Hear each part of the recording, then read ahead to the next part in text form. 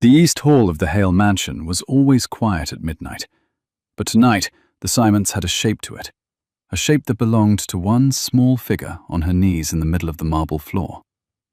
Adrian Hale stopped just inside the doorway. He had come home through the side garden because he had not wanted the staff to greet him. A flight from Tokyo, 14 hours of recycled air, and a private car from the airfield had emptied him out. He had loosened his tie before he saw her. He had taken a step before he understood what he was seeing. A woman in a plain grey work dress, her hair pinned in a low knot, was scrubbing the marble in long, careful arcs. A bucket of soapy water steamed faintly beside her. She had pushed up her sleeves. She had her back to him. The light from the high windows fell on her shoulders, the way it had once fallen on those same shoulders in another life. He knew her shape before he knew her name. He knew the curve of her spine, the way she tilted her head, the angle of her wrist when she worked. He knew her the way a man knows a song he has not allowed himself to hum in 4 years. "Mara," he said, and the word was almost a whisper, almost a question. She froze. For a long moment she did not turn. The cloth in her hand stilled on the marble. He saw her shoulders rise once, very slowly, and fall again. He saw her cheek in profile, paler than he remembered, the hollow at the base of her throat more pronounced. When she finally lifted her face, it was not the face of a woman who had expected to be found. It was the face of a woman who had been preparing, every day for years, for the exact moment she had just lost. She rose. She did it carefully, with one hand braced against the floor and the other on her own waist. The grey work dress fell forward as she straightened, and he saw, with a small sound he did not mean to make, the soft, unmistakable curve beneath her apron. She was carrying a child. Adrian's first love, the woman he had not allowed himself to look for, was on her knees, scrubbing his mansion floor at midnight, and she was carrying his child, and he had not, until this minute, known either of those things. He could not move. He had imagined finding her in 1,000 cinematic ways. In the doorway of a small flat, opening it slowly, blinking at him. At a corner cafe in a city that was not his. At a wedding where she would be seated at the back. He had never, in any of his quiet midnight rehearsals, imagined her like this, bowed to the marble in his own house, the curve of a child she had not told him about, pressing softly against the cloth of a uniform that did not belong to her. "Mara," he said again, and it was different this time. It was not a question. It was a man trying to find his footing in a room whose floor had just dropped away. "Mr. Hale."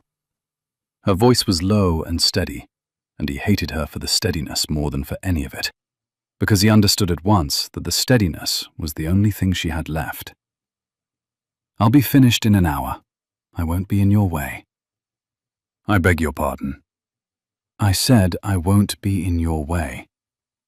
You will not be on your knees in this house, and you will not address me as Mr. Hale." The words came out cold and exact, and he was ashamed of them the moment they left his mouth, because it was the wrong tone, and he had spent 4 years promising himself he would never use that tone with her again, and here he was, in the first 30 seconds, doing it. "Mara, for God's sake, look at me." She looked at him. Her eyes were the same as he remembered, soft and brown and slow to give themselves away, and they were tired. They were tired in a way that had nothing to do with the hour. That was when he heard the small voice from the staircase. "Mama?" Adrian turned his head.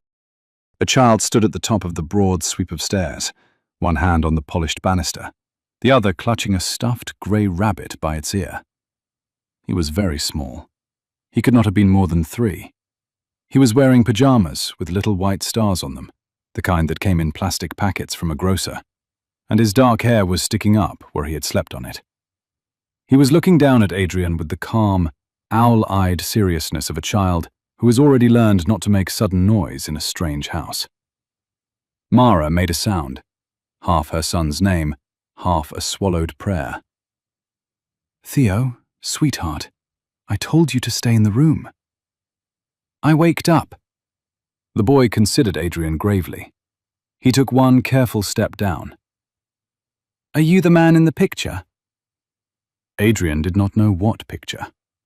He did not, for the first time in many years of board meetings and acquisitions and cool, decisive sentences, know anything at all. Theo, Mara said again, sharper now, climbing the lower stairs in 2 quick strides, the bucket forgotten, her wet hands held away from her dress. Come here, baby. Come back to bed. Mama. The child held his arms up and let her catch him on the landing. He pressed his small face into her neck. He looked at Adrian over her shoulder, and then, quite clearly, in the perfectly ordinary voice of a sleepy little boy who has not yet learned that some words make grown men stop breathing, he said, Daddy? The marble hall held the word for a long, ringing moment. Mara closed her eyes. Adrian Hale, 31 years old, the youngest chairman in the history of Hale Capital, the man whose face had been on the cover of 3 magazines that month, stood at the foot of his own staircase, with his coat still on, and felt the carefully constructed architecture of his life come apart in a single, quiet syllable. Mara, he said. His voice was not the voice of a chairman. It was not the voice of any of the men the magazines had photographed. It was the voice of a boy who had once asked her, in a kitchen with bad lighting and good coffee, whether she would marry him. Whose child is that? She did not answer. She turned, with the boy in her arms, and walked up the staircase in her wet apron, and did not look back. He did not follow her. He did not, for a long time, do anything at all. The bucket of soapy water sat on the marble floor between them, like the last remaining proof that the world had been ordinary 30 seconds ago. The cloth lay beside it, wrung out, neat. The lemon smell of the soap drifted up to him. Somewhere above, a door closed quietly. Adrian Hale set down his briefcase. He sat down, very slowly, on the bottom step of his own staircase. He pressed both hands against his face. He sat that way for a long time. When he finally lowered his hands, the head housekeeper, Rosa, was standing in the corridor archway with her arms folded across her aproned chest. She had been with the family for 22 years. She had taught him how to tie his shoes when he was 6. Rosa, he said quietly, how long has she been working in this house? 3 months, Mr. Adrian. Under what name? Mara Reyes. He nodded once. He did not look at her. And the boy? He sleeps in the small room behind the laundry, on the cot. He is a very good child. He never makes noise. She brings him because the nightminder is too expensive. 3 months. 3 months. And you knew? It was not an accusation. It was a man asking the only person in the house who would tell him the truth. Rosa did not flinch. I knew her face the first day. I have known her face since you brought her here for tea 4 years ago, before everything. I gave her the job because she needed it, and because she would not lie to me about who she was when I asked. She asked me only one thing, sir. She asked me if you were ever expected at the house. I told her no. I told her you lived in the city flat. It has been true for 3 months. It is not true tonight. No, Adrian said. It is not true tonight. He looked up at the staircase. The hall was empty. She is expecting. Yes, sir. By whom? Rosa did not answer that question. She did not have to. The look she gave him was the look of a woman who had carried him on her hip when he was 3 years old, and she let it carry the rest. He nodded. He stood up. Send for Dr. Bell. At this hour, sir. At this hour. And tell him to bring whatever he needs for a woman who has been on her knees for 4 hours after a 16-hour day. And then have the small room behind the laundry stripped and the bed in the south guest suite turned down. and the cot moved up beside it. "And Rosa?" "Yes, sir. My mother is not to know that this house has anyone in it tonight except me. Not by telephone, not by message, not by any servant who values his post. Are we clear?" "Very clear, sir." He went to the foot of the stairs.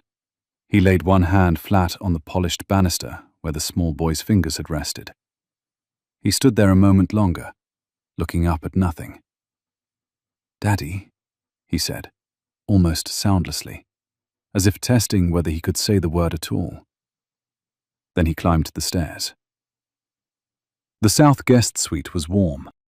Dr. Bell came at 1 in the morning in his overcoat, with his black bag and his white hair, and Adrian sat in the upholstered chair outside the closed door for 40 minutes, with his elbows on his knees and his jacket folded over the chair arm, and his hands clasped between his knees, the way a man does when he is praying without knowing how.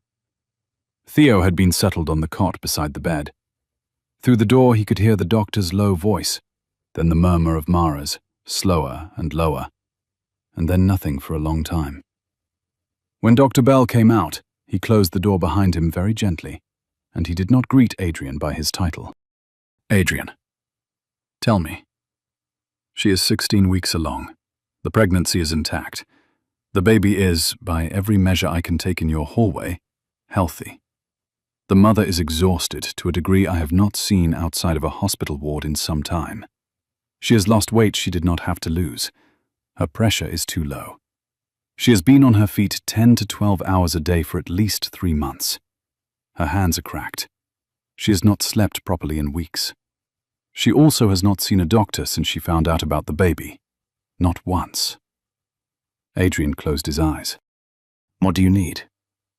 "I need her in this bed for a minimum of 4 days.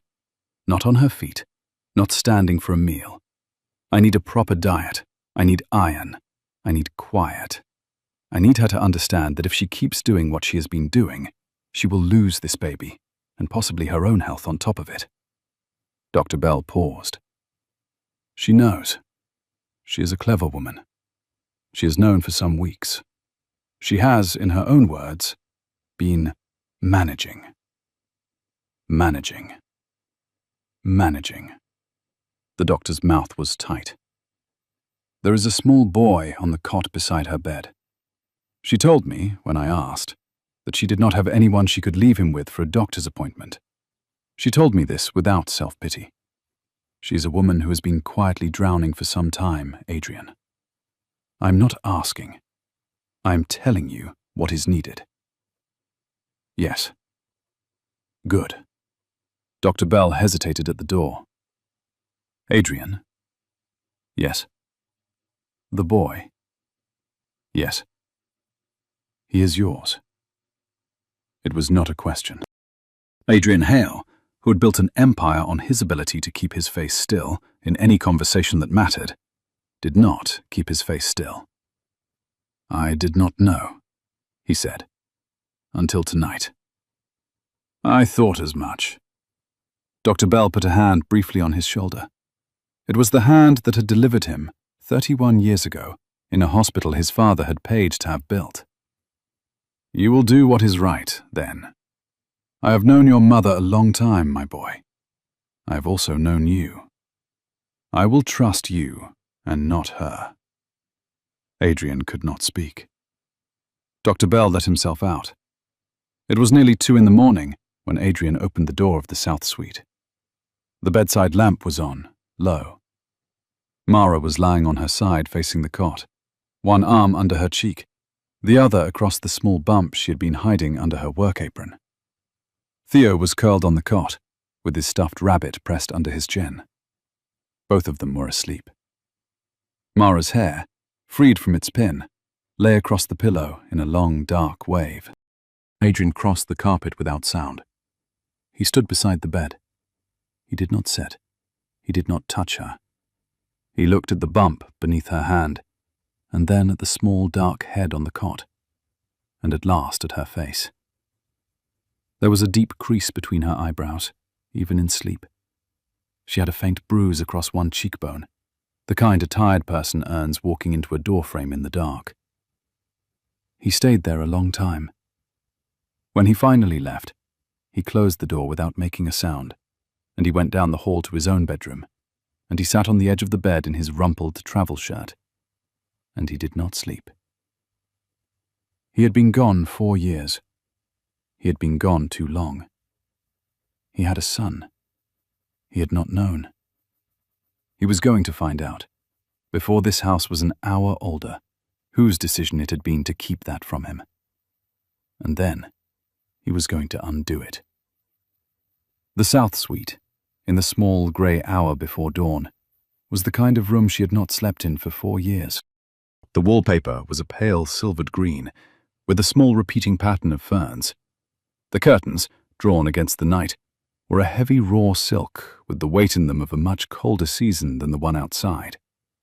The bed itself was so deep that, in turning over toward the cot, she had felt the mattress give beneath her in a slow, accommodating way that her own beds, in the village and in the cheap rented flats since, had not. The sheets had been ironed. The pillow had been turned. There was, on the small bedside table, a glass of water with a slice of lemon floating in it, and beside the glass, a single, crisp folded handkerchief that had not been there when she had fallen asleep. Someone, in the night, had come in on careful feet and put a glass and a handkerchief beside the bed of a woman they had decided to keep alive. She did not need to ask who it had been. She knew the angle of the folded handkerchief. Mara woke at 6 in the morning to a soft, careful weight on the edge of the bed and the smell of toast. Theo was sitting cross-legged at her feet, balancing a small saucer on his lap. On the saucer were 2 thick triangles of toast, slightly burnt on one side, spread with too much butter. A glass of milk had been placed within his reach on the nightstand. The cot, made up neatly with its blanket folded, was empty. "Mama," Theo whispered, in the voice of a child who has been instructed to be quiet. "The big man helped me. He said you have to eat first." Mara sat up against the pillows. The room was unfamiliar. The light through the heavy curtains was the wrong color. The bed was too soft. Her body ached in the deep, useless way it always ached after a long shift, and her chest ached in a way it had not ached in nearly a year. She remembered. She remembered the marble hall. She remembered standing up. She remembered Adrian's face, the white shock of it. She remembered Theo's small voice saying the word she had spent 3 years promising he would never need to say to a stranger. She closed her eyes. When she opened them, Theo was holding a triangle of toast up to her with grave ceremony. "He buttered too much," her son told her, "but it tastes good." "Where is he, sweetheart?" "Outside the door." Theo lowered his voice further, conspiratorial. "He said he will not come in unless you say. He said I can come and tell him if you need anything." Theo considered the question. "I think he is sad." Mara took the toast from her son's small, sticky fingers. She made herself bite into it. The butter was salted. The bread was the good bakery bread Rosa kept in the pantry. She did not realize she was crying until Theo reached up with one finger, very serious, and touched her cheek. "Don't cry, Mama." "I'm not crying," Mara said. "It's the toast. It's very good toast." "Okay." Theo settled himself more firmly against her side. He took a piece of toast for himself and chewed it thoughtfully. "Mama, is he my daddy?" The room was very quiet. "Yes, baby," Mara said, and her voice did not break, because it had broken too many times in private for it to know how to do it now in front of her son. "Yes, he is." Theo nodded, satisfied. He took another careful bite. "He is very tall." "Yes, he is." "He has the same eyes as me." Mara had to set the toast down for a moment. "Yes, he does." "Is he going to live here?" This is his house, Theo. Are we going to live here? She did not know how to answer that. There was a soft knock at the door. Theo brightened. That's him! Theo, sweetheart, can you tell him I need a minute? Theo slid off the bed with the toast saucer in both hands and trotted to the door. He opened it just wide enough to put his head out. My mama needs a minute, he said in his official voice. She likes the toast. You can come back soon. There was a low murmur from the corridor. Okay, Theo said. He closed the door very carefully. He padded back to the bed. He climbed up. He settled the toast against Mara's hip. He is going to bring you tea. I told him you don't take sugar. Mara looked at her son. She looked at the door. She looked at the curve of her own belly under the blanket. She had told herself every single morning of those 3 months that she could survive being invisible in this house if it kept Theo fed and warm. She had told herself that Adrian would never come back to live here, that Vivian never set foot in the kitchens, that she could move on the edges of a life that had once almost belonged to her. She had told herself that she did not, any more, owe Adrian Hale anything but the silence she had given him. And now, Adrian Hale was outside her door, making her tea without sugar. She closed her hand around her son's small wrist. All right, baby, she said. All right. When Adrian came in, with a tray balanced carefully in 2 hands as if it were a piece of fragile equipment, he did not look at her as if she were a thing he had caught. He looked at her as if she were a thing he had lost and found, and was afraid to set down again.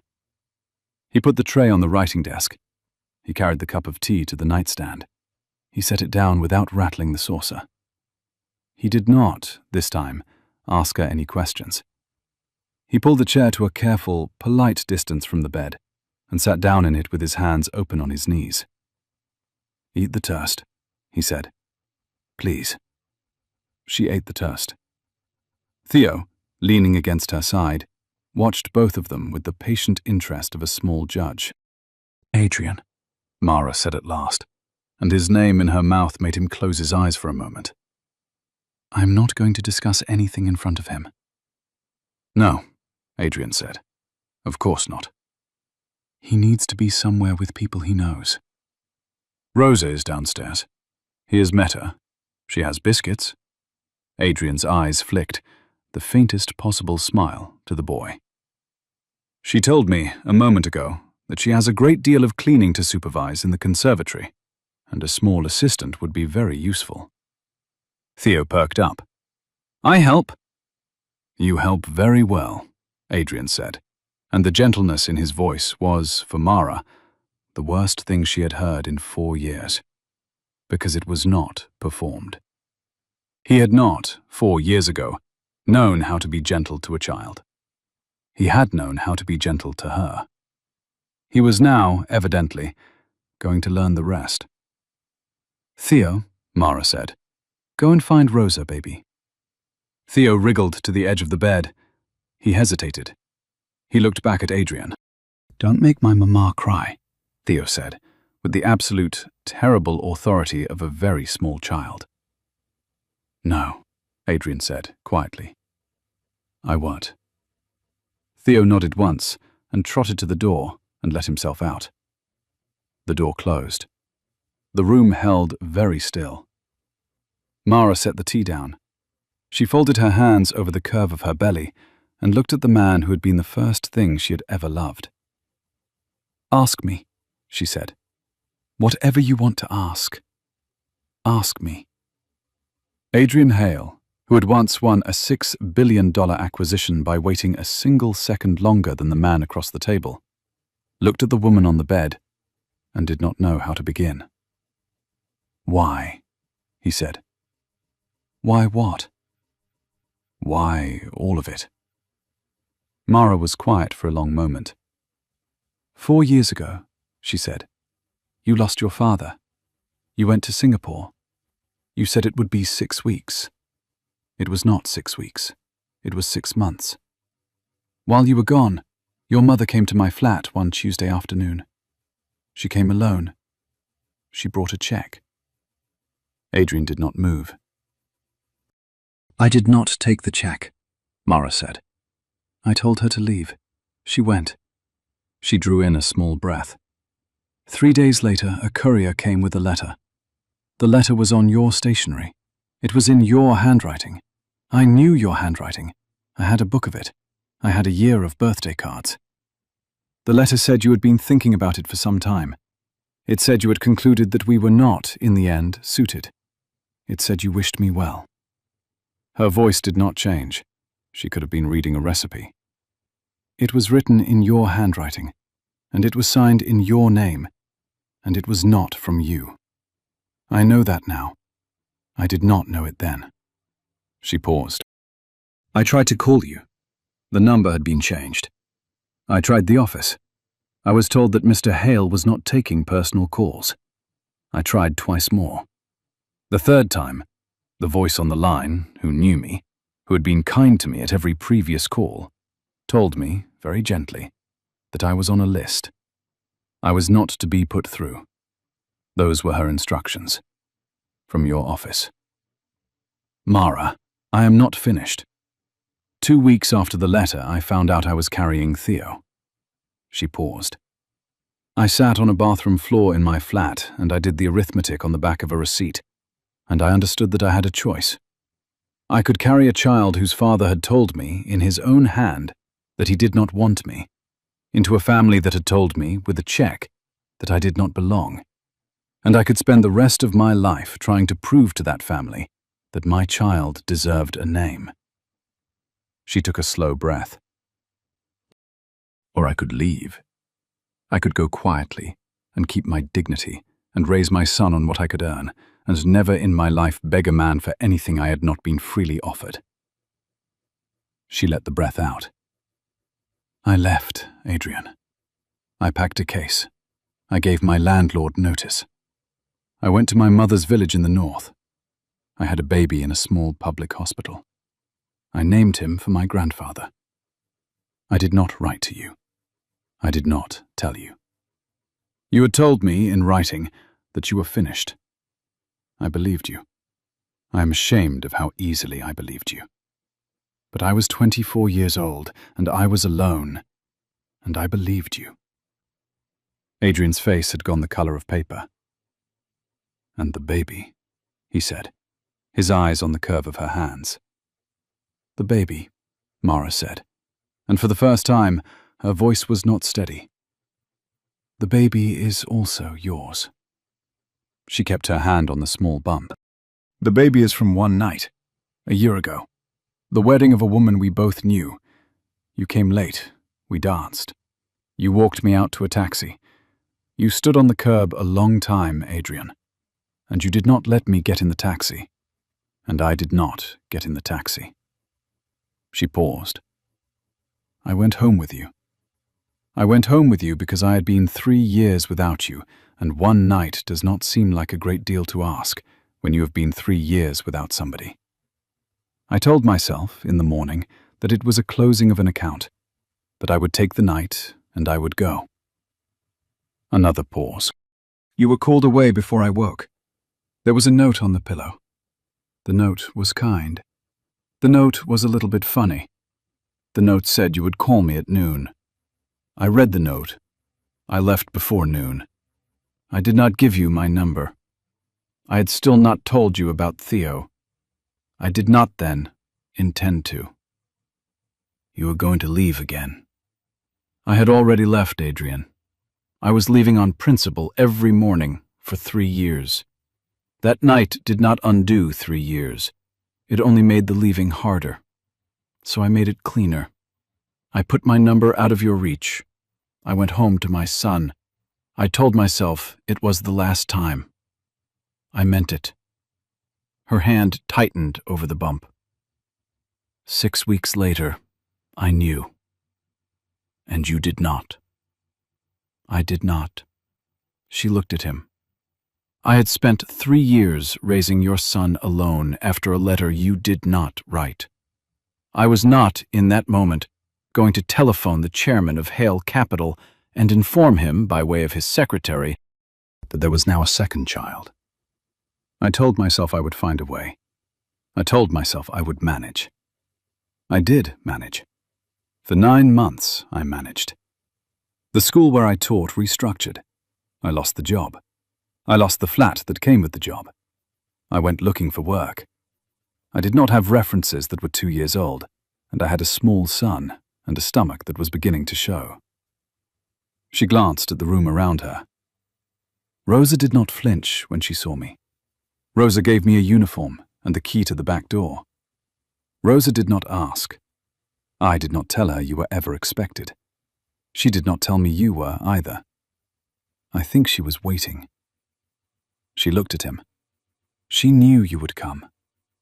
I think she wanted you to come. He was not breathing well. "Mara," he said. "I am not finished." "All right.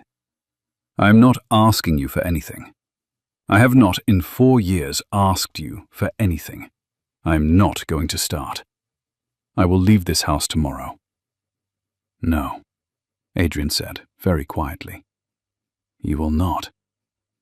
You do not get to decide, Adrian." "I know." He stood up. He crossed the carpet, slowly, and he sank to one knee beside the bed. Not the chair, the floor. He took her hand off the bump and folded both of his hands around it. His head was lower than hers. He did not raise his face. "I did not write that letter," he said. "I know that now. I did not change my number. I know that too. I came back from Singapore on the 8th of March. I came back with a ring in my coat pocket. I went to your flat. The flat was empty. There was a "To Let" sign in the window. I went to your office. They told me you had given 2 weeks' notice in February. I went to your mother's house in the north. Your mother told me she had not seen you since Christmas. I sat in her kitchen for an hour. I understood, in her kitchen, that you had gone somewhere I could not follow you. I went home. I went to my mother. I asked her, very plainly, whether she had had any communication with you. She told me she had not. She told me, with her eyes, that I was not to ask the question again.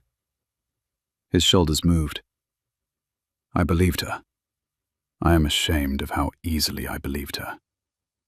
Adrian. I looked for you for a year. I had people looking for you for 2 years after that. I did not find you. You were very good at not being found. He pressed his forehead briefly to the back of her hand. I did not know about Theo. I would have come for him. I would have come for him on a bicycle if I had known. I would have torn this house down with my own hands. I would have put my mother out of it with a single envelope. Mara, I would have come for you on a bicycle. Do you understand? I would have come on foot. She did not answer. I am asking you, he said, to stay in this house until the baby comes. I am asking you not as the chairman of anything. I am asking you as the man who put the ring back in his coat pocket and never took it out again. I am asking you to let me earn 1 day. 1 day. After the day, you may decide what you want. The house, the name, the baby's name, all of it. You may decide. I am asking you for the chance to earn the day. Mara looked down at the dark head of the man kneeling beside her bed. Adrian, she said. Yes. Don't kneel in this house. Not for me. I have done enough kneeling in this house for both of us. He let out a sound that was not quite laughter, and not quite anything else. He lifted his head. His eyes were wet. All right, he said. All right. He stood up. He did not let go of her hand. 1 day, he said. 1 day, she said. The next 4 days, she did not leave the South Suite. Dr. Bell came twice a day. A small woman, with a soft voice and an enormous black satchel, was installed in a chair by the window in the afternoons. She was, it turned out, a midwife of considerable reputation, retired to a cottage on the coast, who had been reactivated by a single telephone call from Adrian and a private car that had collected her at dawn. The small woman knitted. She drank tea. She did not speak unless Mara spoke first. When Mara spoke, she answered, and what she answered was always practical. And at the end of the second day, Mara found herself, against her will, telling the small knitting woman about the cracked place on her left palm, and the exact moment in the second trimester when she had stopped being able to bend down to tie Theo's shoes. Theo made himself at home in the conservatory. He helped Rosa polish the brass watering cans. He stood on a low stool to wash a single window with a single rag. Rosa told him, gravely, that he had improved the window. Theo told her that the window had needed it. He had a piece of bread with butter at 11, and a piece of apple at 3, and a small cup of milk before bed. He took the small cup of milk to Mara each evening. He climbed onto the bed and drank it sitting beside her with his head against her shoulder, and told her, in long, whispered narratives, what the conservatory windows looked like, and why.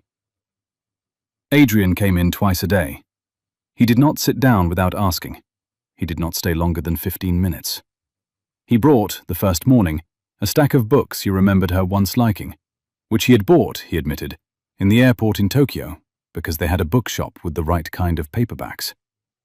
He brought, the second morning, a small jar of the salted plums she had liked in the second year they had known each other, which had not been easy to find. He brought, the third morning, nothing, and instead he sat in the chair and read aloud to her from a magazine article about a chef who had opened a restaurant in a converted post office, until she fell asleep. On the fourth morning, he brought his mother. Mara heard the voices in the corridor before the door opened. Vivian Hale's voice was low and elegant and entirely in control. Adrian's voice was low and elegant and not. "You will not raise your voice in this corridor," Vivian was saying. "You will explain to me what you think you are doing." "I'm bringing you to apologize." "To a maid, Adrian." "To my fiancée." "You have lost your mind." "On the contrary, I have at last found it." "Adrian!" "You will come into this room. You will sit in the chair. You will say what you should have said 4 years ago. Then you will leave my house, and you will not return until you have understood what you did. This is not a request." "Adrian!" "It is not a request, Mother." The door opened. Vivian Hale came in first. She was 61 years old. She wore grey wool and pearls. She had the exact straight back and the exact courteous chin of a woman who had not, in 40 years, been told no, and not arranged for it to be reversed. She stopped 2 steps inside the room. She looked at Mara. She looked at the bump. She looked at the small cot, made up neatly beside the bed. She looked at Theo, who had been brought in a moment before by Rosa, and was sitting cross-legged on the foot of the bed, building a small tower of plastic blocks the housekeeper had produced from a forgotten attic box. Theo looked up. He looked at Vivian. He considered her gravely. "Hello," Theo said. Vivian did not answer. Adrian, standing behind his mother in the doorway, said her name very quietly. "Mother." Vivian lifted her chin a fraction higher. "Vivian," Mara said, and her voice was the voice of a woman who had been preparing this sentence, in some quiet part of herself, for 4 years. "You have come. Good. There is a chair by the window. Please use it. I am tired. I will not stand for you, and I will not curtsy for you. And you will not, in this room, address me as anything but my own name. If those terms are unacceptable, you may leave, and you may take with you the apology my son will not require.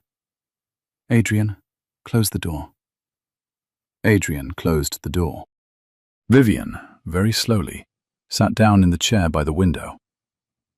"You are expecting," she said. "I am."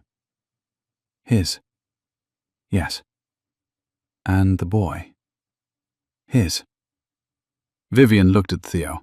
Theo, who had picked up on the temperature in the room with the unerring radar of a 3-year-old, slid quietly off the bed and went to stand against Mara's leg. He looked up at Vivian with grave brown eyes.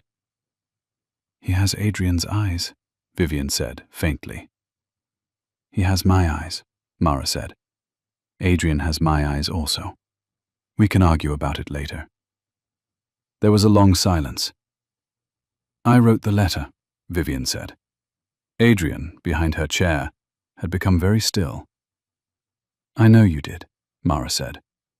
"I had it written. I did not write it personally. I had a man do it. A man who had once worked for the firm. He was paid well. He was discreet. He had a steady hand and the right kind of pen. The signature was practiced from a card." Vivian's voice was very even. "I had your number changed at the exchange. It cost me a week and 3 favors. I had your name placed on a list at Adrian's office. I gave instructions to your landlord about the flat. He was, as it happened, a tenant of mine elsewhere. I did not pay for the flat to be vacated. He vacated it himself because I told him, by letter, that I would prefer it." She paused. "I did all of this in 3 weeks. It was not difficult. It was the easiest set of arrangements I have ever made." Another pause. "I did it because my son was 27 years old and had a company to inherit, and was about to marry an art history graduate from a village that did not show up on the second page of an atlas. I told myself, with great clarity, that I was protecting him. I told myself, with the same clarity, that you would recover, because girls of your age recover quickly, and that he would recover, because boys of his sort recover even faster." Her hands tightened in her lap.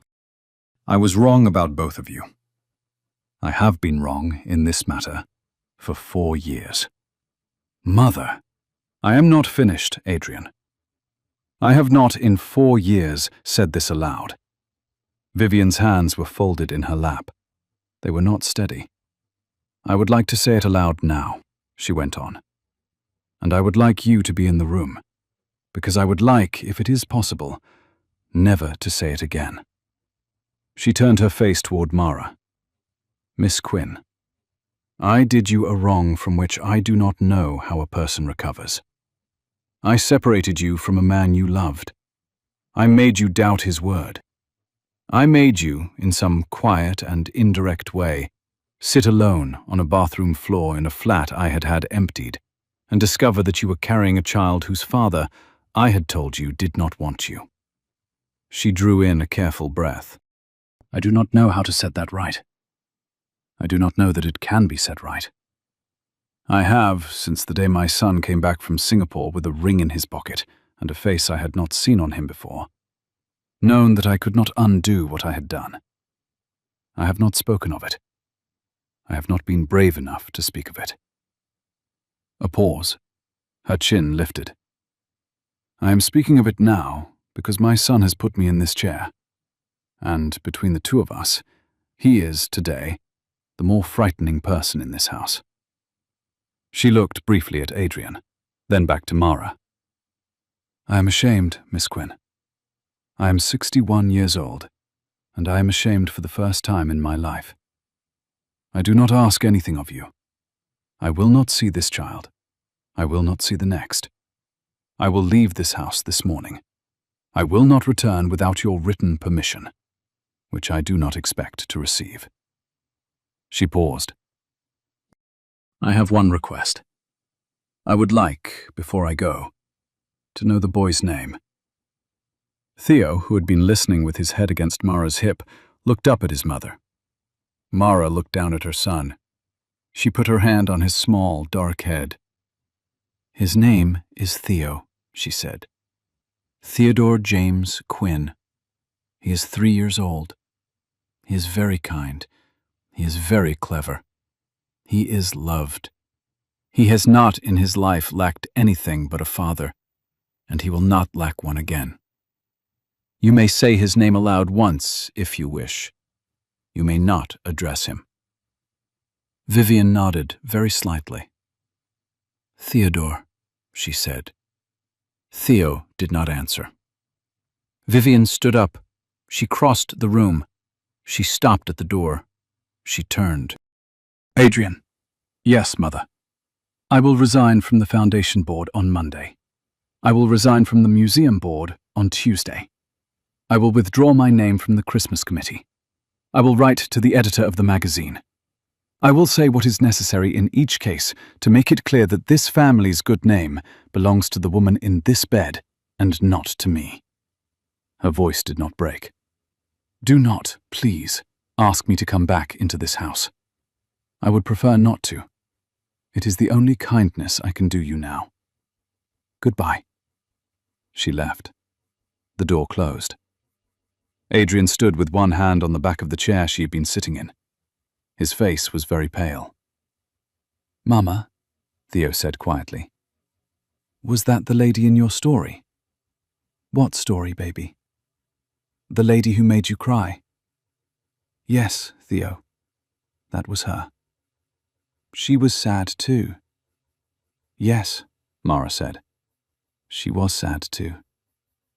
Is she my granny? Mara opened her mouth. She closed it again. No, baby, she said at last. She is your father's mother. That is a different thing. And it is going to take all of us a while to think about what we want it to mean. Theo nodded gravely. He climbed back onto the bed. He resumed his tower. Adrian came to the chair beside the bed. He sat down. He put his face in his hands. He sat that way for a long time. The afternoon was slow after Vivian left. The corridors of the south wing held the kind of hush that follows a thunderstorm in late summer, when the air has not quite settled and the leaves are still wet against the high windows. Sunlight moved across the carpet of the south suite in long, pale bars and crept, very gradually, up the foot of the bed. The valet's clock on the mantel ticked evenly into the quiet. Somewhere down the corridor, Rosa's slow, careful footsteps passed the door, paused, and went on. Mara, propped against the pillows, watched the bars of light cross her hand. She did not, for a long time, think about Vivian. She had thought about Vivian, in fragments, every day for 4 years, and the woman in the chair by the window had not been the woman she had thought about. And there was, in that, a small and disorienting relief. The woman she had carried in her head had been a tall, pale figure with a check in her hand, frozen in the doorway of her flat on a Tuesday afternoon. The woman in the chair had been older. The woman in the chair had had hands that were not steady. The woman in the chair had said the word ashamed aloud, in a room with 3 other people in it, and had then walked out of her own house, and had not asked for anything in exchange. That was, Mara understood slowly, not forgiveness. Forgiveness was a thing she did not yet know whether she had in her, and was certainly not, today, going to manufacture in order to be polite to anyone. But it was, she allowed, the first piece of the architecture coming down. The check on the kitchen table had, for 4 years, been the heaviest thing in her chest. It had been heavier than the letter. It had been heavier than the empty flat. The woman in the chair, by saying it aloud, had taken the check off the table. Mara closed her eyes. She put both hands on the small bump under the blanket. She breathed. Theo came in at some point with the saucer of biscuits Rosa had given him. He climbed onto the bed without consulting her. He arranged the biscuits in a row on the bedspread between them. He gave Mara the largest. He took the smallest for himself, gravely, on the principle, evidently, that smaller hands took smaller biscuits. He did not say anything. He chewed slowly. He watched the bars of light on the bedspread move across the row of biscuits. She put her hand on his back. The small bones moved as he chewed, under her palm. The week stretched. The mansion, which had once been a house Mara had walked through on Adrian's arm with the polite bewilderment of a young woman who had never seen so many doors, became a house that arranged itself, in small, careful ways, around her. The cook learned the foods she could keep down at 16 and 17 weeks. The laundress learned that her uniform was no longer required and folded it away in a paper-lined drawer in case Mara wanted it later, which she would not. The gardener brought her, on the 5th morning, a small posy of pale roses from the conservatory in a chipped enamel mug, because, he said gruffly, the cut-glass vases were not his department, and roses did not care. Theo discovered the south lawn. He discovered the ornamental pond. He discovered, with a small shriek of delight, the koi. Adrian, who had been a boy in this house and had not known the garden was for boys, sat on the stone edge of the pond, with his sleeves rolled up, and named the fish for his son. There was a fat orange one called Mr. Pin, and a small white one called Sock, and a calico one whose name Theo solemnly insisted was Dr. Banana, for reasons that Adrian did not contest. Mara watched from the south suite window. She watched the way Adrian sat with his elbows on his knees and listened to the boy talk. She watched the way he laughed, once, at something Theo said, and immediately covered his mouth with his hand because the laugh had surprised him. She watched the way Theo, after an hour, climbed into Adrian's lap to inspect the watch on his wrist, and the way Adrian, very slowly, as if he were afraid the boy might bolt, settled one arm around his son's small back. She put her hand against the cold glass. She did not know what she felt. She knew only that she had spent 4 years preparing herself, in some quiet inner room, to despise this man, and that the man on the stone edge of the pond was making it impossible to keep the room. On the 6th morning, Mara went downstairs. She had not been down the main staircase in the daylight in 3 months. She had used the back stair behind the laundry in her uniform after dark with a bucket. She had not touched the polished mahogany of the front banister with her bare hand since the night Adrian had brought her here 4 years ago on his arm in a green dress. This morning, she wore a soft, loose linen tunic that someone had laid out on the chair. She was barefoot. She had her hand on the banister. She paused on the broad landing where the stair turned, and she looked for a long moment at the marble hall below, where the morning light came in through the tall windows in 3 long, pale strips. There was no bucket on the floor. There was, in the middle of the hall, a small boy in 2 large slippers, standing very still with his head tipped back, looking up at her. Mama? Yes, baby. You came down. Yes. Daddy is in the room with the books. He is on the telephone. He's been on the telephone since the toast. Theo considered this gravely. He said the bad word once. What bad word? I am not allowed to say it. Then you should not say it. I will whisper it. You should not even whisper it. Theo accepted this with dignity. He held up his hand. Mara came down the rest of the stairs and took it. They walked together across the marble. The marble was cold under her stockinged feet. She remembered the cold of it. She did not, this morning, mind it. Theo led her past the conservatory, past the small parlor, past a door she had never been allowed to open. He stopped with great ceremony in front of a tall set of double doors. "This is the room with the books," he announced. "I know which room it is, sweetheart." "He said you are not to come in. He said the room is not for you to come in. He said it because he is on the telephone and the telephone is shouting." Theo lowered his voice. "I think you are allowed. I think so too." She pushed open one of the doors. Adrian was at the long mahogany desk by the windows, in shirt sleeves, with the receiver of an antique brass and bakelite telephone braced between his ear and his shoulder. He was leaning forward over a spread of papers. He was, very precisely and very quietly, telling someone on the other end of the line that they had until 4 o'clock that afternoon to issue a public correction to a story they had not yet printed. He looked up. He saw her. He said, "I will telephone you back," and put the receiver into the cradle without waiting for an answer.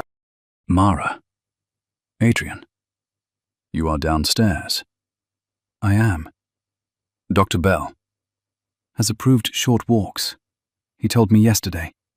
I did not tell you because I wanted to surprise the marble." He laughed before he could stop himself. He stood up. He came around the desk. He did not, this time, ask permission. He put one hand very lightly on her elbow, and one hand even more lightly against the bump. "You walked the stairs." "Slowly." "With Theo?" He insisted. "He has been insisting since the toast." She put her hand over his hand on the bump. "Adrian, what are the papers?" He looked for a moment as if he might lie. He did not. "3 editors," he said. "2 of them have a long-lens photograph of you sitting on the south terrace yesterday afternoon, holding Theo. None of them know your name. One of them has a photograph of Theo's face. That one will be retracted this morning." He paused. "I am not asking you to look at any of them. I am asking you to know they exist. Because Owen told me, and I think Owen was right, that you should not be told these things by Owen on a Friday morning in a long dress." "Owen is coming." "At 3, with Beatrice from the foundation, and a small woman called Hilda, who is the only honest person in the public relations industry I have ever met. They will tell us what to do. We will not, today, do any of it. I would like, today, if you are up to it, to take you and Theo to the conservatory and let him show you the windows he has been polishing." Mara did not let go of his hand. "Adrian." "Yes." "What were you about to say to the editor?" "I was about to suggest, very politely, that he take a long holiday." "And if he printed it anyway?" "Then I was going to buy his paper." She looked at him. "You were going to buy his paper?" "It is for sale. Most of them are. It would have been a slow morning's work. Owen would have shouted. I would have done it anyway." "Adrian." "Yes?" "Do not buy a newspaper because someone took my photograph on a terrace." "I will try." "Try harder." "I will." She let go of his hand. She turned to go. "Mara." "Yes?" "You came downstairs in a tunic and stockings." "I did." "It is the loveliest thing this room has had in it in 11 years. She did not, on her way back through the door, allow him to see her face. That afternoon, the chairman of the Hale Foundation came to the house. He was a thin man in his 50s, named Owen Mears, and he had been Adrian's roommate at university. And he was the only person in the world, apart from Rosa, who had ever been allowed to call Adrian by a nickname. He arrived in a plain car. He carried a leather portfolio. He went straight to the south suite without sending up a card. He stood in the doorway. He looked at Mara. He set the portfolio down on the writing desk. "Mara," he said, "I am not going to apologize for any of this, because I did not know about any of it. And apologies for things one did not know about are an insult. I am here because Adrian asked me. There is a small problem we need to solve, and we need to solve it before Friday." Mara put down the magazine she had not been reading. "What is on Friday?" "The annual shareholders' gala. 1,500 people, 300 of them with notebooks, and a great many of them with telephones. Until Sunday morning, your existence was a secret. Until Sunday morning, the existence of Theodore James Quinn was a secret. As of yesterday morning, both facts are a problem at 3 competing tabloids, and, as of this morning, at one rather more reputable magazine. Your face has not yet been printed. Theodore's face has not yet been printed. We have, perhaps, until Thursday." Owen Mears sat down in the chair Vivian had used. Adrian's first instinct was to call every editor personally and threaten them. I've talked him out of it. His second instinct was to pay them. I've talked him out of that as well. His third instinct was to invite you to the gala on Friday and introduce you to the entire room as his fiancé and Theodore as his son, and walk into the storm with both of you on his arm. That instinct I have not been able to talk him out of. He has asked me to ask you whether you would consent. Owen. Yes. That sounds like a very stupid idea. Owen Mears smiled, the faintest possible smile, and inclined his head. It is a very stupid idea, he said. It is also the only idea that I can see which leaves you both with any dignity. I have been chairman of the Hale Foundation for 9 years. I have seen what happens when families like this one allow themselves to be photographed running. I would prefer you not run. I would prefer you stand in a long dress beside the man whose name you have, between the two of you, kept out of the newspapers for 4 years. And that the room look at you. And that Adrian say what he intends to say. And that the photographs be the photographs we choose. After that, the tabloids do not have a story. They have a photograph of a fiancé. They have a photograph of a small boy in a small suit, who, by the way, will not be at the gala past 9 o'clock, because he will be at home asleep, because his mother is sensible. Do you understand? I understand. Will you do it? Mara was quiet. I am 5 months along, Owen, she said. I have been on bed rest for 5 days. I have not in 3 years owned a long dress. The bed rest has been lifted, with conditions, by Dr. Bell. I checked this morning. As to the dress, I have been instructed to inform you that there is a woman waiting in the green room downstairs with 3 options, none of which you are obliged to accept. As to the rest of it, Owen leaned forward with his hands clasped. I have known Adrian for 20 years. I have not, in 20 years, seen him afraid of anything. He is afraid of this. He is afraid of asking you.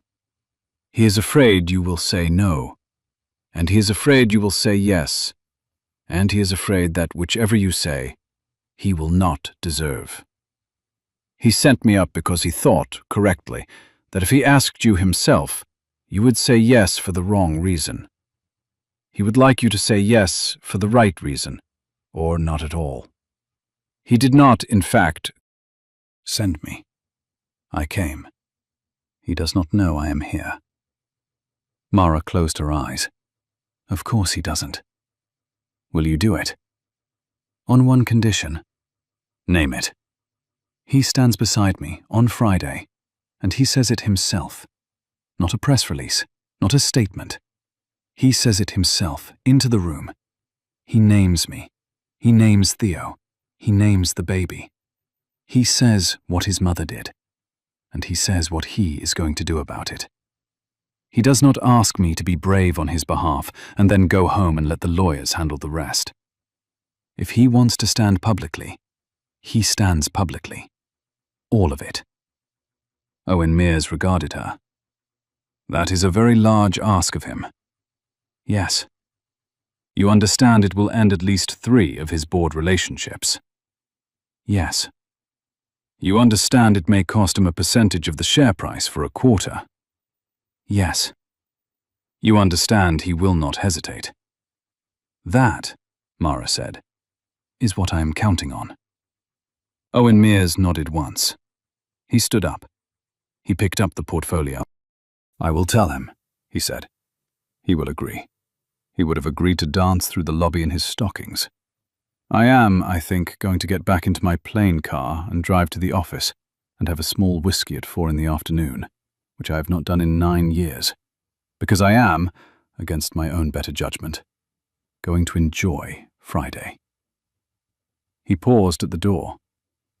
Mara. Yes. I should have asked sooner where you were. I am sorry. Owen. Yes. Send up the woman with the 3 dresses. At once. The woman with the 3 dresses arrived. She was Italian and brisk and not given to commentary. The first dress was white silk, and Mara dismissed it before it left the bag. The second dress was deep navy, with long sleeves and a high neck, and a softly draped front that fell over the bump in a way that did not pretend the bump was not there. Mara put her hand against the fabric. It was the color of a winter sea at dusk. It was the color of the coat Adrian had been wearing the night they met, in a bookshop, both of them reaching for the same shelf. "This one," Mara said. The woman nodded, satisfied. "The third," she said, "we will send back. Some choices are easy." That night, Adrian came in after Theo had gone to sleep. He brought the small cup of milk she had taken to drinking before bed. He set it on the nightstand. He sat in the chair. "Owen tells me," he said. "Yes." "You said yes." "On a condition." "He told me the condition. I accept it. I have a question." "What?" "Marry me." Mara looked at him. "Adrian, I am aware I have not been allowed to use this question in 4 years. I am aware I do not have the right to it, possibly ever. I am asking because I would prefer, on Friday, to tell the room something true. I would prefer the word fiancé not to be a word my friend Owen is using to manage a crisis. I would prefer it to be a word I asked you for, in this room, and that you said, in this room, you would consider. I am not asking you to answer tonight. I am asking you to consider it." He paused. "I have a ring. I had it 4 years ago. I have, since Tuesday morning, considered, in some detail, whether to bring it into this room. I have decided not to. A ring is a thing one accepts or returns, and either gesture has weight, and I do not, this week, want to ask you for a gesture. I am asking for the question. The ring will be in my coat pocket on Friday. If, on Friday, you wish to wear it, I will know." Mara did not look away. "And if I do not?" "Then I will tell the room that you are the mother of my son, and the mother of my unborn child, and the woman whose name belongs to this family, and I will not say the word fiancé, and I will mean every word I do say, and I will not, on Saturday, ask you again." "Adrian." "Yes." "Did you mean every word of that?" "Yes." "All right," Mara said. She picked up the cup of milk. She held it carefully in both hands. She did not drink it. "I will consider it." Adrian did not, that night, say anything else. He sat with her until she had finished the milk. He took the cup. He put it on the tray. He stood up. He went to the door. He paused. "Mara." "Yes." "Thank you for the toast." "What?" "On the morning, the first morning, you ate the toast." She remembered the saucer in her son's small hands, the salted butter. "Adrian." "Yes." "You buttered too much." He smiled, very faintly. He closed the door behind him. There was, on the Wednesday before the gala, a small thing that became, later, a large thing. The Hale Foundation kept, on permanent loan in a glass case in the long gallery, a small Dutch interior. It had been bought at auction in the year Adrian was born, and it had a careful brass plate beneath it, with the name of a 17th century painter on it, and it was due, on the following Monday, to be presented as a gift, in Vivian Hale's name, to a small but reputable provincial museum. Owen had brought the inventory list to the South Suite for Adrian's signature on his way out, the afternoon before. He had left it on the writing desk. Adrian had been on the telephone. The list had stayed on the desk overnight. On Wednesday morning, Mara, in the same loose tunic, walking, slowly, the long upstairs gallery for her permitted afternoon exercise, paused in front of the small Dutch interior in its glass case.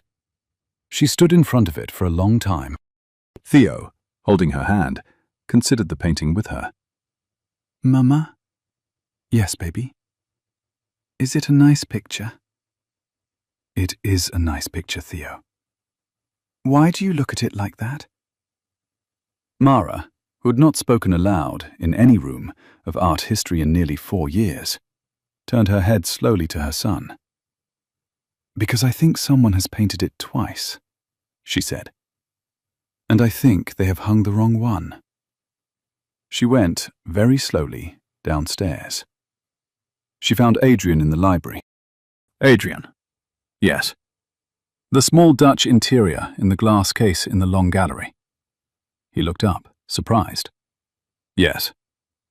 You are giving it to a museum on Monday. My mother is, with my signature. Take it down. What? Take it down, today. Do not, this week, send it to anyone. Have Owen send for the man at the Rijksmuseum who used to come to your father's lunches. Have him look at the back of the panel, the lower left corner of the back of the panel. There will be a small stamp under the wax. The stamp will not match the catalogue raisonné for that painter. The brushwork on the woman's left ear is wrong. The pigment in the blue of the jug is wrong, by about 140 years. It is a copy. It is, I would guess, a copy made in the 1880s for an English collector who wanted a Dutch wall. Adrian Hale stared at her. How do you know this? Because I wrote a thesis at 22 on workshop copies of Dutch interiors made for the English market, Adrian. I sat in a library for 2 years staring at panels exactly like that one. There were 9 of them in the thesis. I think the one in your gallery is the 10th. I have, since the day I came to work here, walked past that case 11 times. I have, every time, told myself I was imagining it. Today I am too tired to imagine. Take it down. He took it down within the hour. The man from the Rijksmuseum, who had indeed been one of Adrian's father's lunch guests, came on a private flight on Thursday morning. He spent 40 minutes alone in a small white room with the panel. He emerged, and he asked Adrian, very politely, whether he might use the telephone in the library, and he made a single call, in Dutch, of about 3 minutes. He came out into the hall. He found Adrian and Mara waiting. Mr. Hale, he said. Miss Quinn. I would like, if I may, to be the first to thank you both, very formally. The signature beneath the wax is the workshop mark of a master copyist named Cornelis van der Velde, working in Haarlem in the 1790s. The panel is genuinely 17th century, but it has been overpainted. It is a beautiful object. It is also, very precisely, not by the painter on your brass plate. The Provincial Museum was about to receive a gift which would, within 6 months, have been published as a forgery in 3 art journals. The Hale Foundation would have been, in that publication, named as the giver. He paused. Miss Quinn, I do not say this lightly. There are perhaps 15 people in Europe who could have made the call you made on Wednesday morning, walking past a glass case with a small child, in stockings. I am one of them. I have spent 40 years in this profession. I should very much like, if you are ever willing, to have lunch with you. I have a chair to fill in March. We can speak about it later. I will say only this, and then I will not impose. Mr. Hale, you have, in your gallery, a wife who has, for 3 months, been scrubbing your marble. I will leave you both to consider what you wish to do about that. He bowed slightly to Mara. He left. Mara, in the hall, did not look at Adrian. Mara. Yes. You wrote a thesis on Dutch panels at 22. I did. You did not tell me. You did not ask me, Adrian. You met me in a bookshop. You bought me coffee. You asked me about the book.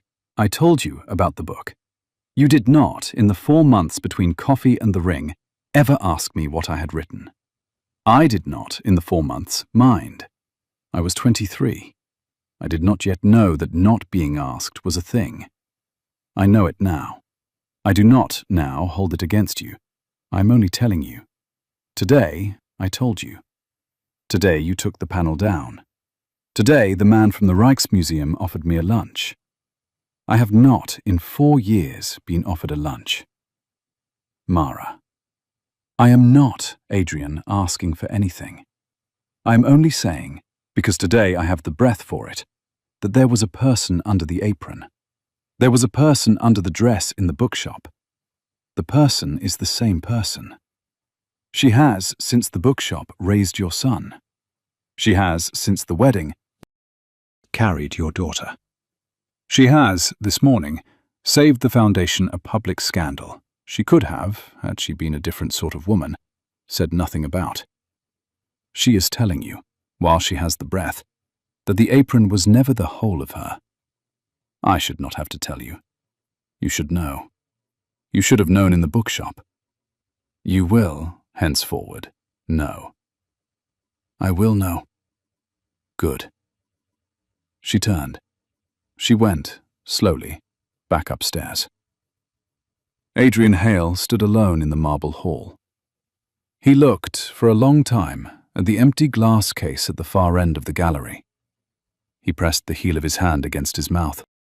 Then he picked up the telephone in the hall, and he called Owen Mears, and he said, very quietly, "When you come on Friday afternoon, Owen, bring me, also, the chair appointment papers for the Rijksmuseum's spring lecture. I would like to know what they pay. If they do not pay enough, the foundation will, with Mara's permission, top it up. I'm not negotiating. I'm asking you to bring the papers." Owen, on the other end of the line, did not, for once, argue. "I will bring them," he said. Friday came. The day arrived, the way days that have been counted toward arrive, in the small, ordinary increments of a household. Tea at 7. The heavy curtains drawn back at past. Rosa moving along the upstairs corridor with an armful of folded linen. The gardener's distant rake scraping somewhere on the south path. Theo, in his little dressing gown, stood at the window of the south suite and watched two finches argue with great gravity over a single seed in the gravel. He turned to his mother every minute or so and reported, in a confidential whisper, what the finches were doing. Mara, with her hair already pinned by Rosa's friend in long, quiet sections, listened to her son and watched, in the dressing-table mirror, a woman she had not, in some time, recognized. A woman with color in her cheeks. A woman in a soft dressing gown. A woman who had eaten a full breakfast without thinking about it. A woman whose hands today did not shake when she lifted a teacup. Outside, the light along the south lawn turned, in the late morning, the particular pale gold of an autumn day that intends to behave. The hired florists arrived at noon with 3 vans and went silently into the ballroom. The caterers came at 1. The men in dark coats from the firm of stewards Owen used for these occasions arrived at 2 and stood at attention along the marble corridor leading to the ballroom doors, in such precise stillness that Theo, padding past in his slippers, paused to inspect them and was rewarded with 3 identical solemn bows. He bowed back. He told them, with the dignity of a 4-year-old in a new dressing gown, that they could continue. Mara had not, in 3 years, been in a room with more than 30 adults at once. The ballroom of the Hale Foundation Gala held 1,500. The chandeliers had been rehung for the occasion, and there were 3 orchestras, and there was, against one wall, an ice sculpture of a swan that had begun, by the time Mara and Adrian descended the stairs, to look slightly tired around the wings. Mara wore the navy silk. Her hair had been dressed by a girl Rosa knew. There were small pearls at her ears. She did not, when she came down the stairs on Adrian's arm, look like a maid. She did not look like a fiancée either. She looked, she suspected, like a woman who had walked through the worst week of her life and had decided, on the morning of the 7th day, to put on a dress and not apologize for any of it. The room noticed her at the 3rd stair. The cameras began at the 4th. Adrian, beside her, was very calm. He had told her, in the car, that he was terrified. He did not look terrified now. He looked, she thought, like a man who had spent 4 years rehearsing, in some private and unattended room, the speech he was about to give, and had finally been given the room. Owen Mears intercepted them at the foot of the stairs. He kissed Mara's hand. He clapped Adrian once on the shoulder. He nodded toward the dais. "You have the floor at 9:30, he said. "I've already told the orchestras to stop. I've told the cameras they may approach. I have not told them what you are going to say. I look forward to finding out." Mara was introduced, in those first 30 minutes, to more important people than she had ever been introduced to in her life. They smiled. Some of them, the older women, looked at the bump under the navy silk with a polite, brittle attention. Some of them, the younger women, looked at her face with the curiosity of people who had been hoping to see the front of a story they had only seen the back of. None of them, she noticed, were rude. Owen had, evidently, made a number of telephone calls. The ballroom, at 9:20, was the kind of room that explains, by its own architecture, why people like the Hales had once been able to hold the attention of a city. The ceiling rose in 3 painted vaults to a small constellation of plaster stars. The chandeliers, recently rehung, threw their light down through old crystal in narrow, trembling lines, the way lantern light moves on the surface of a pond in moving air. Along the long east wall, 3 sets of tall windows opened onto a stone terrace. Through them, in the soft autumn dusk, a thin line of garden lamps marked the edge of the south lawn.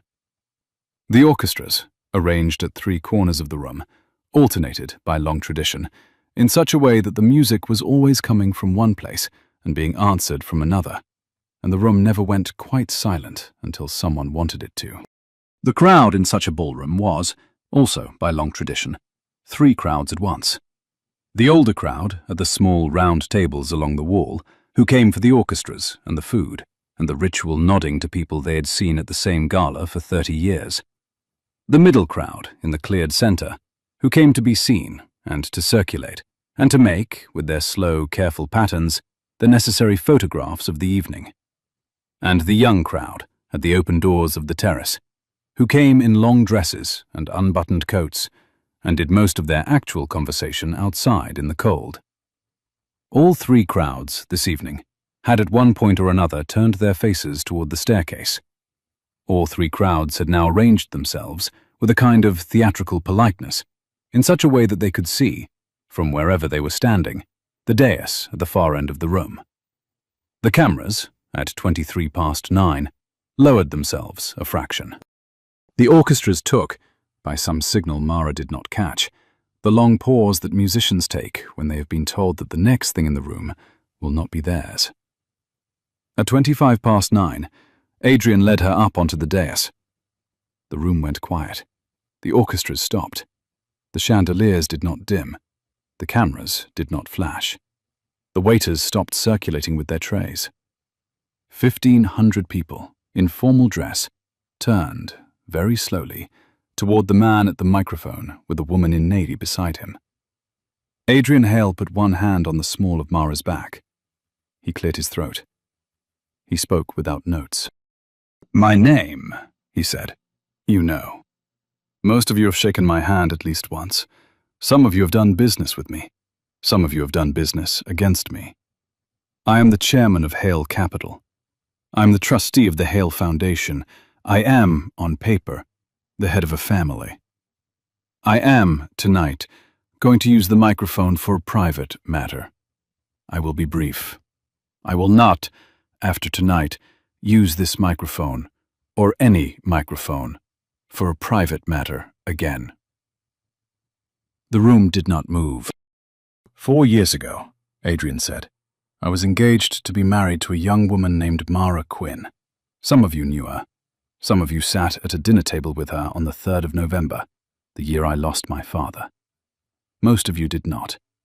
4 years ago, while I was in Singapore for what became a 6-month absence, my mother arranged, in my absence and in my name, for that engagement to be broken. She wrote a letter on my stationery. She had my name signed by another hand. She had the recipient's telephone disconnected, her flat surrendered, and her name placed on a list at my office that prevented her calls from reaching me. She did this, I am told, because she believed she was protecting me. She did this, I am also told, in 3 weeks. I did not, until 3 days ago, know any of it. I have, since being told, removed her from the foundation board, the museum board, and the executive of the Christmas committee, with her cooperation. She has resigned her positions in writing. The letters are with my office. They will be filed publicly on Monday. The room did not move. 4 years ago, Adrian said, The woman beside me was carrying a child. She did not know it that Tuesday afternoon when my mother visited her flat. She knew it 3 weeks later. She did what a person of her courage and her circumstances would do. She left. She went home to her mother's village. She had a baby in a small public hospital. She named him for her grandfather. She raised him alone, on what she earned by her own work. His name is Theodore James Quinn. He is 3 years old. He is asleep at this hour, in the south wing of my house, under the supervision of a housekeeper who has known me since I was 6. He is my son. There was, for the first time, a small intake of sound from the room. It was not a gasp. It was the sound of 1,500 people remembering, simultaneously, to breathe. 1 year ago, Adrian said. The woman beside me and I crossed paths again, briefly, at the wedding of a mutual friend. We did not then repair the silence between us. The silence was longer than one night. The morning after, I was called away on business, and she did not allow me to find her again. She had her reasons. They were good reasons. She is, today, 16 weeks along with my second child. Now, finally, the cameras flashed. Adrian did not flinch. 3 months ago, he said, Mara Quinn took a position in my house under another name because she had lost her teaching post and she had a small son to feed, and she did not wish to ask me, the man she still believed had once written her a letter, for help. She has been, in my house, on her hands and knees, scrubbing a marble floor for 90 days. I did not know it. I learned it on Sunday evening, when I came home unannounced from Tokyo. I have, since then, asked her 2 questions. I asked her to stay. She has, conditionally, agreed. I asked her to marry me. She has, conditionally, agreed to consider it. He paused. I will, in a moment, ask her one more question, in this room, in front of you, because she asked it of me, and because I owe it to her, and because I would prefer the answer to be hers in public, rather than mine in private. The room held very still. Mara. She looked at him. I am not, Adrian said, a man who has been good to you. The arithmetic is simple. You have raised my son for 3 years without me. You have carried my second child for 4 months without me. You have scrubbed my floor for 90 days under a name that was not your name. I have, against this, 4 days of toast and tea and Dr. Bell. I am not asking you to forgive me. Forgiveness is a private matter, and it will take, I expect, a number of years, and I am prepared to spend them. I am asking you, in this room, in front of these people, to allow me to use, in public, one word. He did not, for the first time in his life, sound like the chairman of anything. He sounded like a man at the wrong end of a long corridor, trying to walk back. May I, Mara, in this room, call you my fiancé? Mara looked at him for a long moment. She thought of the marble floor. She thought of the bucket of soapy water. She thought of her son in the pajamas with the little white stars on the cot beside the bed, and the man buttering toast at 6 in the morning. She thought of a Tuesday afternoon 4 years ago, and a cheque she had not taken. She thought of a navy coat in a bookshop, and a ring she had never seen, and a letter she had once kept in a drawer for 3 years before she had been able to throw it away. She thought of what a person owed to herself, and what a person owed to her children, and what a person, in the end, owed to the truth. She thought of Theo, asleep in the south wing, under the watch of a woman who had, 4 years ago, given her a uniform and a key without asking why. She did not, in the end, think very long. You may, she said. Then, because she was the woman she was, and because the room was the room it was, she turned to the cameras and said, in a clear, calm voice, His mother is no longer in the photograph. Please remove her from your captions. Adrian Hale, in front of 1,500 people, laughed. It was a real laugh. It came out of him like a thing he had been holding back for 4 years. He took her hand. He raised it to his lips. He did not then bring out the ring. He reached instead into the inner pocket of his coat. He brought out a small black box, worn at the corners. He held it on his open palm for her to see. I will not put it on you, he said quietly, for her ears alone, while the room applauded around them. Not in this room. Not in front of this many people. I would like, if I may, to put it on you in the south suite, with Theo on the bed, with my hand in the bump where our daughter is, with the lamp on low and the door closed, and no one watching but us. Yes, Mara said. Yes, there, like that. He closed his hand around the box. He let her down off the dais. The room came back together around them in the slow way rooms come back together after a held breath. A violin somewhere on the Eastern Orchestra, trying a single tentative note and being answered by another. The low collective murmur of 1,500 guests beginning, all at once, to have the conversation they had each been holding on the inside of their teeth for the last 6 minutes. The soft, deliberate movement of waiters resuming their circuits with their trays. Owen Mears, in the small, clear space at the foot of the dais, intercepted the first of the photographers with a polite, raised hand and the kind of smile that had, for 9 years, ended press scrums on his own driveway, and turned them, with great courtesy, in the direction of the prepared statement his small Hilda had had ready, in 3 printed copies since 6 o'clock. Adrian did not, in the end, walk Mara through the room. He led her, instead, by the hand, down the long corridor that ran behind the dais, past the kitchens, past the small closed door that gave onto the staff stair, out through a side door into the south garden. The autumn air was cold and quiet. The stone of the terrace had held the day's pale gold light and given it back as a faint warmth under their feet. Somewhere far above, in the small lit window of the south wing, Theo, in his pajamas with the little white stars on them, who had been promised by his mother a full report in the morning, was sitting on the cot beside the bed with his stuffed grey rabbit, listening with great patience to Rosa read aloud from a book about a small bear who lived under a teapot. Adrian, in the cold air, stopped on the terrace. He turned to Mara.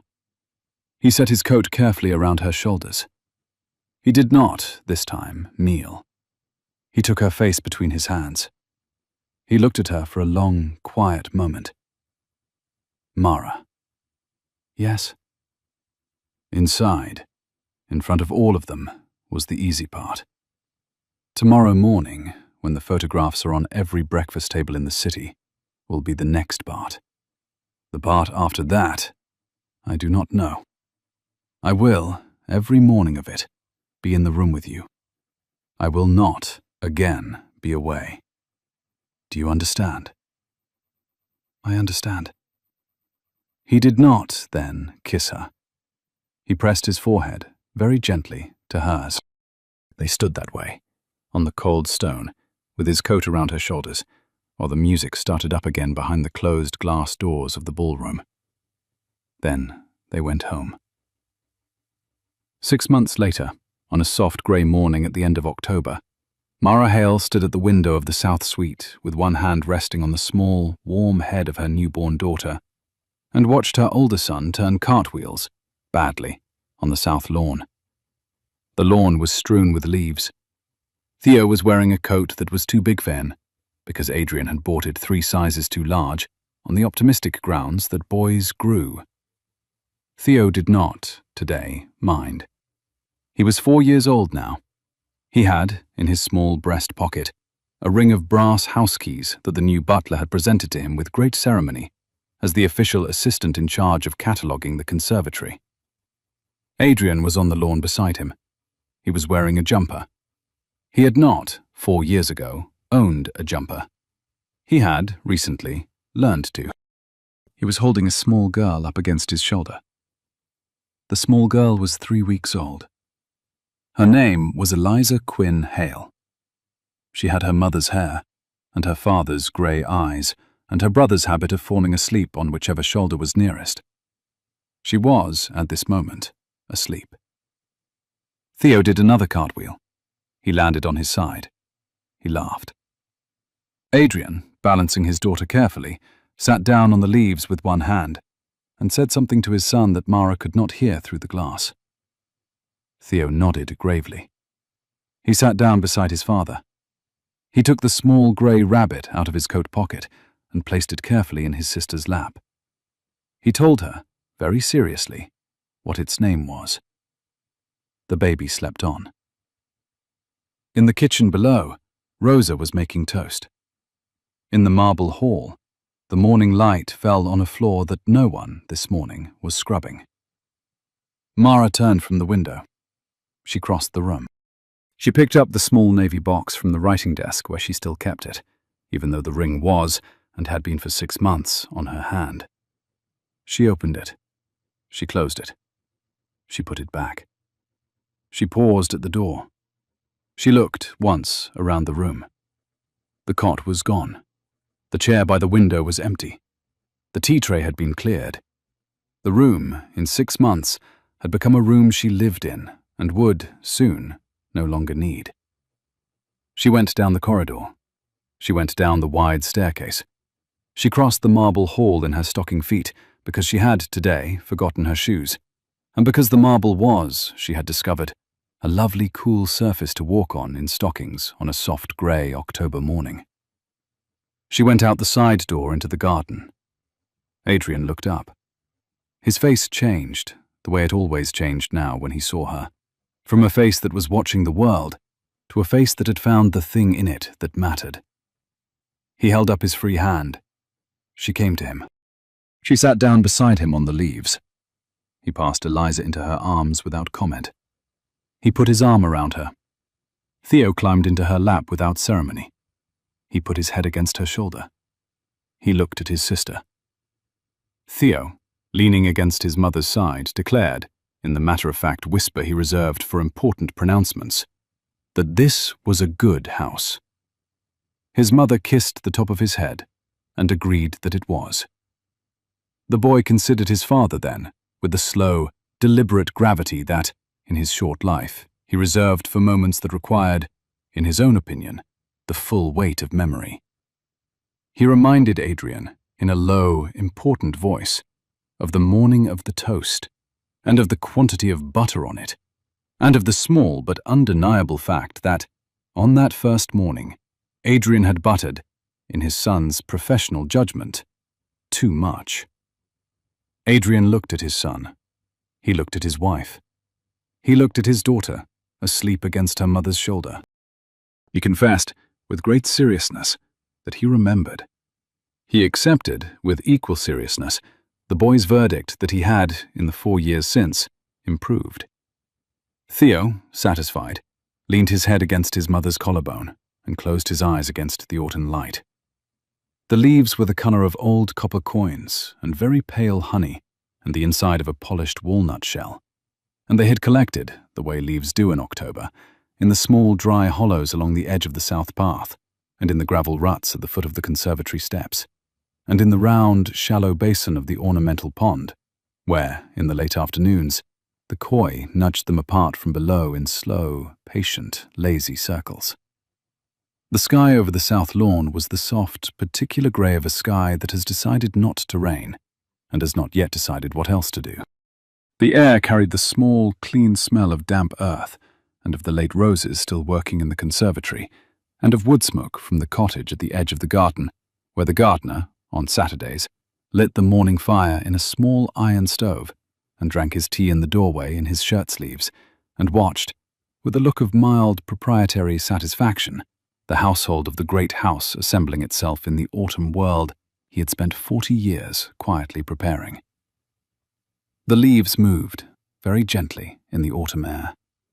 Somewhere inside the house, Rosa was singing, in a voice she did not know carried, an old song from the village where Mara had been born. Eliza, in her mother's arms, made a small sound in her sleep. Theo settled against his mother's side. Adrian, beside them both, did not say anything for a long time. He did not need to. The marble floor inside the house was clean. The windows were clean. The brass watering cans, polished by a small, careful hand on a low stool, were standing in a neat row in the conservatory. The garden was full of leaves. The morning was long. Somewhere in a Tuesday afternoon 4 years ago, a young woman had refused a check. Somewhere on a Sunday evening 3 months ago, a billionaire had come home unannounced from Tokyo and found his first love on her knees. Somewhere in a small voice on a staircase, a child had called a stranger by his right name. The strangers were no longer strangers. The first love was no longer first, because she was, now, also last. The exhausted woman in the apron was, now, the woman in the garden, with one child in her lap and another on her shoulder, and a man beside her who had, at last, learned how to sit on the cold ground in the autumn and not, for any reason on earth, get up. Adrian Hale did not get up. Mara, beside him, leaned her head against his shoulder. The leaves moved. The morning held.